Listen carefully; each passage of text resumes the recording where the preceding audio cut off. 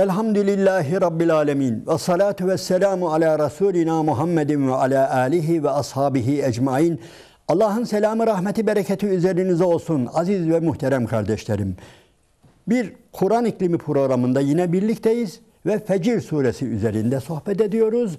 Ve Fecir suresinde Allahu Teala'nın helak ettiği toplumların İç dünyalarını bize anlatan ayet-i kerimelere gelmiştik. Niçin helak ettiğini, niçin Allah'ın gazabını üzerine çektiklerini anlatmıştık. Ve ayet-i kerimelerde insanoğlunun sadece ve sadece maddeyi fazilet sebebi görmesinden, maddeyi en büyük değer görmesinden, maddi yönden yani üstün olmanın üstünlük olduğunu kabul etmesinden dolayı Allahu Teala'nın gazabını çektiğini, daha ahiretten önce hemen bu dünyada Allahu Teala'nın gazabını celbettiğini, bundan dolayı Ad kavminin, Semud kavminin ve Firavun'un bundan dolayı helak ettiğini Allahu Teala bize anlatıyor ve o toplumun iç dünyasına giriyor dedik ve bir ayeti kerimede kalmıştık. Bismillahirrahmanirrahim.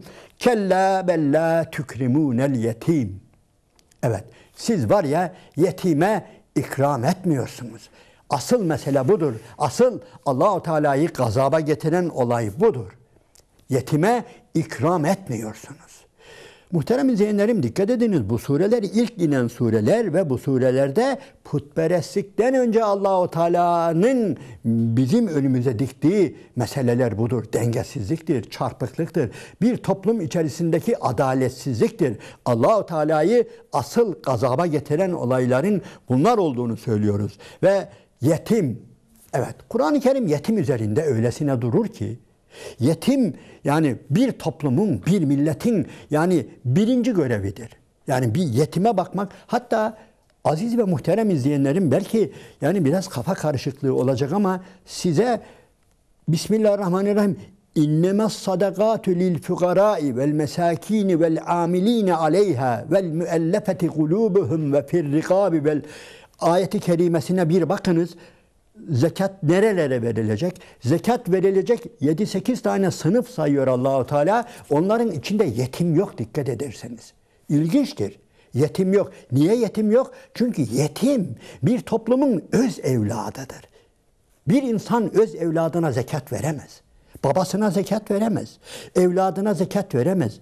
Torununa zekat veremez. Öyle değil mi İslam'a göre? Hiçbir mezhebe göre bir insan kendi evladına zekatı düşmez.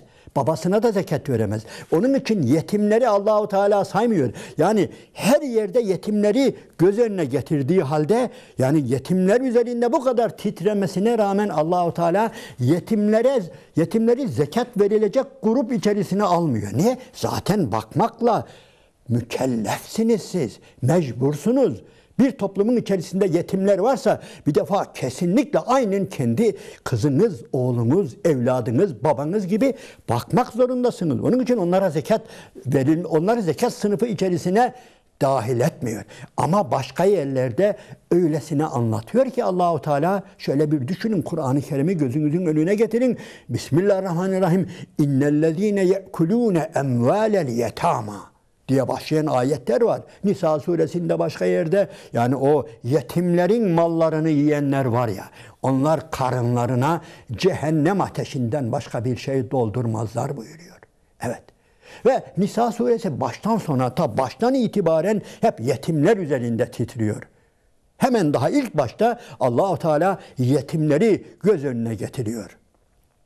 Ve toplumdaki Allah'ı gazaba getirecek en büyük olay yetimlerin unutulması, yetimlerin göz ardı edilmesi ve yetimlerin mallarının yenilmesi. Ve la takrabu malel yetim illa billeti hiye ahsen. Yetimlerin malına aman ha, çok dikkatli yaklaşın. Yani yetimlerin mallarını değerlendirin.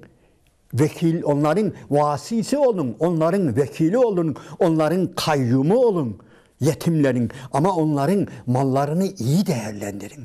Onların mallarının iyice, güzelce ticaretini yapın, karını verin kendisine. Eğer fakirseniz siz bu arada azıcık yiyebilirsiniz. Maruf bir şekilde, herkesin kabulleneceği bir ölçüde yetimin malını çalıştırıyorsanız birazcık yiyebilirsiniz.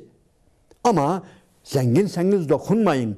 Yani aziz ve muhterem izleyenlerim, Kur'an-ı Kerim'in birçok yerinde Allahu Teala söylediğim gibi yani açın, yani yetimler üzerinde, yetim malları üzerinde büyük günahlar, en büyük günahları anlatırken Efendimiz sallallahu aleyhi ve sellem yani yetim malı yemek diyor. Yani hemen Allah'a şirk koşmak, dikkat edin, Allah'a şirk koşmak, haksız yere adam öldürmek ve yetim malı yemek. Şeye bakın, yani Tevrat'taki 10 emirle birlikte aynen Tevrat'taki 10 emirin karşılığı olarak En'am suresinde, İsra suresinde Allahu Teala yani o en büyük günahların arasına bunu sokuyor. Yetimlerin hakkını yemeyin buyuruyor. Yetim sadece babası olmayan değil. Evet, lügat itibariyle belki babası olmayan kişi. Tam karşılığı budur. Ama bakıcısı olmayan, vasisi olmayan, sahibi olmayan herkes yetimdir. Annesi olmayan da yetimdir. Her ne kadar öksüz de dense, eğer gerçekten elinden tutan birisi yoksa, malını mülkünü çalıştıracak birisi yoksa bu yetimdir. Ve Allah-u Teala bunlar üzerinde titriyor ve buralardan hareket ederek hileye gitmememizi bize emrediyor. Ve yetim, söylediğim gibi, sadece böyle istisnai bazı durumlar değil. Toplumda yetim sınıfına girecek epeyce insan vardır. Ve bu yetimlerin yani bir açık kapısından dolayı İnsanlar tağutlaşıyor. Tağutlar da buradan geliyor. Garibanların kanını emerek, yetimlerin, öksüzlerin kanını emerek birileri semiriyor. Birileri bundan dolayı tağutlaşıyor ve Allah-u Teala'nın gazabını çekiyor. Ve toplum gerçekten yani müthiş bir şekilde çarpılıyor, dengesizleşiyor, çarpıklaşıyor ve Allah-u Teala'yı gazaba getiriyor. Sohbetlerimizin çoğunda söyledik. Allah'ın Resulü sallallahu aleyhi ve sellemi Hira'ya çıkaran buydu. Yani sadece putperestlik değil.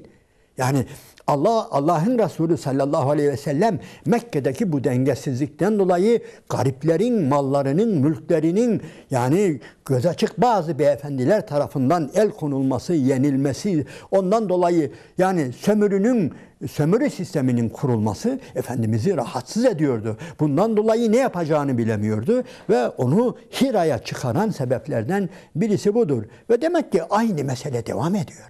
Yani bu ta yaratılıştan beri budur.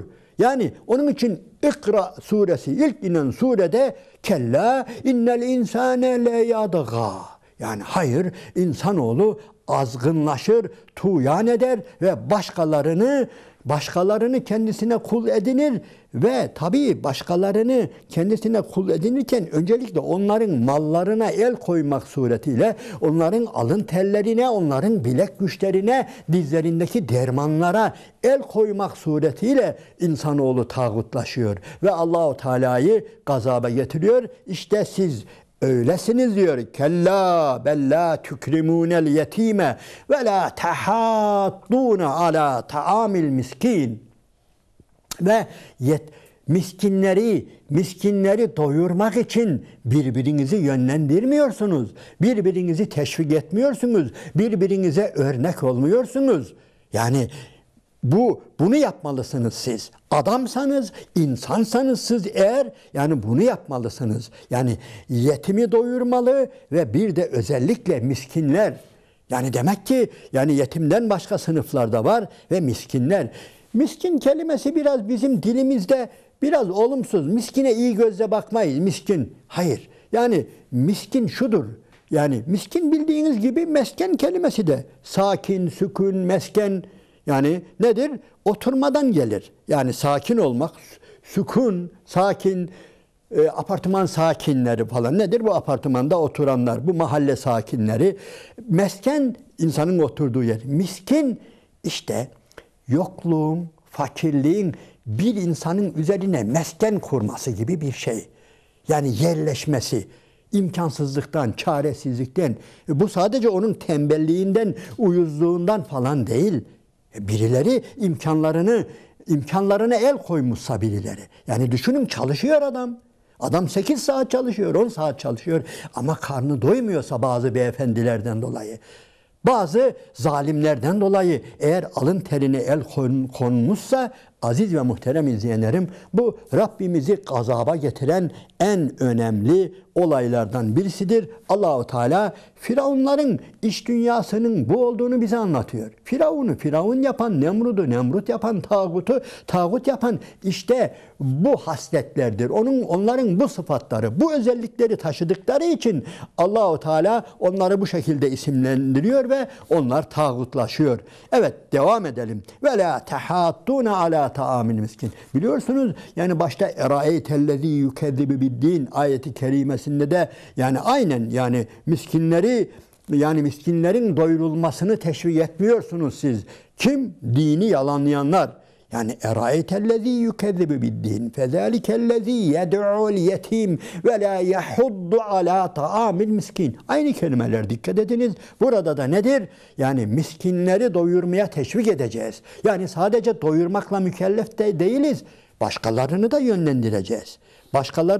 Başkalarına hem örnek olacağız, hem teşvik edeceğiz, hem de yönlendireceğiz birilerini. Allahu Teala bizi bununla yükümlü tutuyor.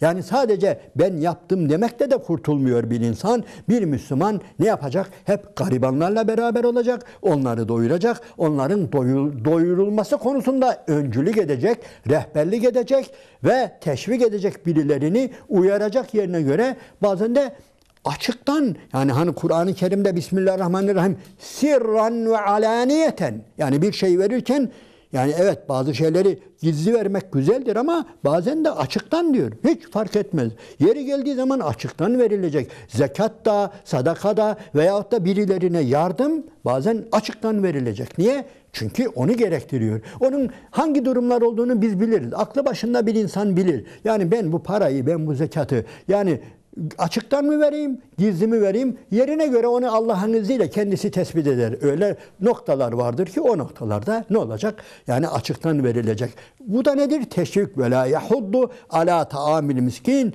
Evet, siz ve la tehattune. Siz yani miskinleri doyurma konusunda teşvik etmiyorsunuz ve başka ve te'kulûne türâse eklen lemma. Evet, siz mirası yiyorsunuz. Yedikçe yiyorsunuz. Yani miras haram mı? Yok. Ama dikkat edin yani mirası çekinmeden yiyorsunuz. Helal, haram demeden yiyorsunuz. Yani onun da yani helalın da demek ki bir sınırı var. Buradan onu anlıyoruz. Veyahut da haramı helala karıştırarak hiç yani takmadan yiyorsunuz buyuruyor. Yani dikkat ederseniz aziz ve muhterem izleyenlerim mesele geliyor hep sevmek, dünyayı sevmek ve fakiri fukarayı ezmek. Hep Allah-u Teala sözü döndürüp dolaştırıp buraya getiriyor. Bu ilk inen surelerin çoğunda geleceğiz daha. La Uksimu suresini okuyacağız. Her yerde böyledir. Onun için bu konu üzerinde yoğunlaşalım. Evet, namazımızı kılalım, orucumuzu tutalım ama gelin yani garibanları gözetelim. Yani asıl bizi kurtaracak olan budur. Yani eğer bir insan sadece Allahu Teala'ya ibadet ediyor, onu zikrediyor, ona secde ediyor. Tamam güzel ama öbür tarafta eğer şu sınavları kaybediyorsa Allah korusun deminden beri Allahu Teala'nın insanlardan istediğini görüyoruz ve insanları uyardığı ve gazaba getirdiği amellerini bize sayıyor. Allahu Teala kendi emirlerini güzelce anlayan, yerine getiren cesur kullarından eylesin bizleri. Allah'ın selamı, rahmeti, bereketi üzerinize olsun aziz ve muhterem kardeşler.